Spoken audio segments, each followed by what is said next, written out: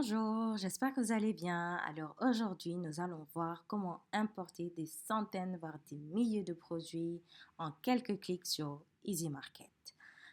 Donc comme vous le voyez ici, je me suis connectée sur l'interface web et pour y accéder, on va taper tout simplement dans notre navigateur dashboard.easymarket.sn. Voilà. Vous aurez une page de connexion dans un premier temps et vous allez y mettre tout simplement votre adresse email et mot de passe comme sur le mobile. Donc ici, pour importer les produits, on va partir dans Produits, puis Plus, ensuite importer des produits. Donc on va tout d'abord télécharger le modèle de fichier d'import, voilà, qui est sur format Google Sheet. Et donc ce qu'on va faire, étant donné qu'on est en lecture seule, on va tout simplement créer une copie de ce fichier-là. Donc, créer une copie. Voilà. Alors, moi, la copie, je l'avais déjà créée. Voici le résultat. Donc, ce que j'ai fait, j'ai tout simplement mis des produits, bon, on va dire au pif. L'idée, c'était vraiment de vous montrer que vous pouvez y mettre tout type de produits sur Easy Market, que ce soit des sandales, des robes, des tournevis pour les quincailleries, des parfums, etc. Donc ici, comme sur le mobile, on aura article à taille variable, voilà, article à taille unique, etc.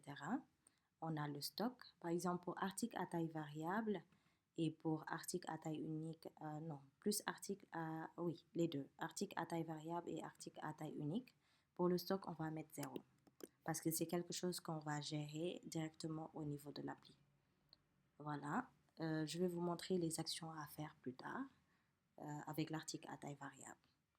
Donc là, étant donné que j'ai toutes mes informations, je vais télécharger mon fichier sous format Excel,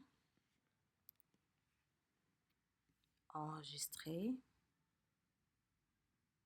puis je vais retourner sur Easy Market Pro et je vais choisir le fichier.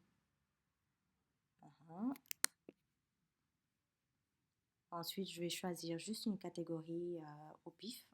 De toute façon, après, vous aurez la possibilité de modifier les produits et de les mettre dans les catégories qu'il faut.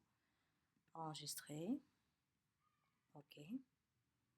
Et donc, si on se souvient bien, le produit à taille variable, c'est la robe. Donc, on va modifier. On va ajouter des variations. Ici, on va mettre la taille M. On va mettre la quantité 12 pour cette taille-là. On va ajouter la taille L. Et on va mettre 2 ici. Comme sur le mobile, vous pouvez ajouter une photo depuis votre galerie. Voilà, et ensuite vous enregistrez.